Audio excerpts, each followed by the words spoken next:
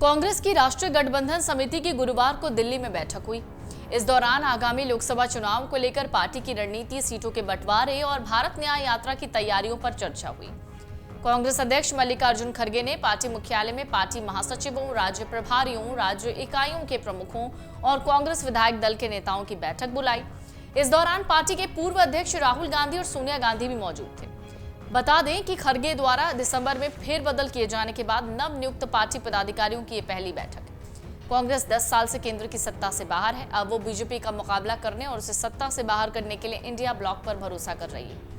कांग्रेस नेतृत्व ने राज्य के नेताओं के साथ अलग अलग बैठकें की। पिछले कुछ महीनों में अपने अपने राज्यों में चुनावी तैयारियों पर चर्चा की। मीडिया रिपोर्ट्स कहती हैं कांग्रेस आगामी लोकसभा चुनाव में 290 से ज्यादा सीटों पर अपने उम्मीदवार उतार सकती है। गठबंधन समिति ने पार्टी शीर्ष नेतृत्व को कांग्रेस नेताओं द्वारा जीती गई सीटों के साथ साथ उन सीटों पर भी फीडबैक लिया जहां 2019 के चुनाव में कांग्रेस पीछे थी। वहीं गुरुवार को हुई इस बैठक के परिणाम को अब सहयोगी दलों के सामने रखा जाएगा। आपको बता दें, विपक्षी गठबंधन इंडिया अलायंस में सीट बंटवारे को लेकर अब तक सहमति नहीं बनी है। अलग अलग राज्यों में सहयोगी दलों के बीच अलग सीटों पर या कई सीटों पर पेच है।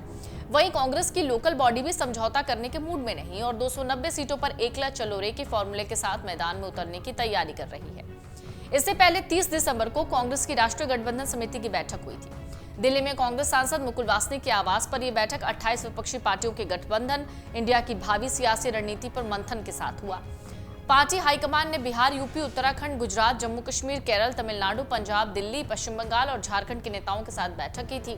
बैठक के बाद पार्टी के महासचिव अविनाश पांडे ने कहा था कि वरिष्ठ नेताओं की मौजूदगी में बैठक में कई अहम बिंदुओं पर काफी सार्थक चर्चा हुई। अविनाश पांडे ने कहा कि हमने आगामी चुनाव के मद्देनजर कांग्रेस और इंडियन गठबंधन के रोड मैप पर भी चर्चा की। उन्होंने कहा, आगामी चुनाव जीतने में गठबंधन को कांग्रेस की तरफ से कितनी मदद मिल सकती है, इसके अलग अलग पहलुओं पर भी विचार किया गया। मीडिया रिपोर्ट्स के मुताबिक कांग्रेस पार्टी ने सीट शेयरिंग को लेकर एक नेशनल अलायंस में कमेटी गठित की है। इस कमेटी ने 29 और 30 दिसंबर को मैराथन बैठक की थी और अलग अलग राज्यों के जिम्मेदारों से बातचीत की। इस कमेटी के नेताओं ने 10 से ज्यादा राज्यों के नेताओं से मुलाकात की। सूत्रों ने बताया कांग्रेस 290 से ज्यादा सीटों पर एकला चलोरे के साथ चुनाव लड़ने पर विचार कर रही है। कांग्रेस हाईकमान का मानना है कि 2019 के चुनाव में जहां उसने जीत हासिल की थी वहां वो फिर कैंडिडेट उतारेंगे। इसके अलावा जिन सीटों पर दूसरे नंबर पर आई वहां भी अपने कैंडिडेट उतारने का मन बना लिया। गठबंधन के प्रभाव वाले राज्यों में भी कांग्रेस चुनाव लड़ने का मन बना चुकी है। सूत्र कहते हैं कांग्रेस के भीतर सहमति बनी कि 10 राज्यों में कांग्रेस अकेले चुनाव लड़ेगी। 9 राज्यों में क्षेत्रीय दलों के साथ तालमेल बनाएगी। अकेले जाने वाले राज्यों में नॉर्थ ईस्ट और केंद्र शासित प्रदेश शामिल हैं।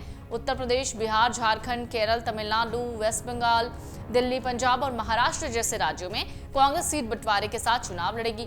कांग्रेस 14 जनवरी से राहुल गांधी की अगुवाई में होने वाली भारत न्याय यात्रा के शुरू होने से पहले सीट बंटवारे का काम पूरा कर लेना चाहती है। सितंबर 2022 जनवरी 2023 के बीच आयोजित भारत जोड़ो यात्रा का दूसरा संस्करण भारत न्याय यात्रा 14 जनवरी से 20 मार्च के बीच इम्फाल से मुंबई तक आयोजित की जाएगी। पार्टी नेताओं का मानना है राहुल गांधी की इस यात्रा से लोकसभा चुनाव में पार्टी को बहुत फायदा मिलेगा।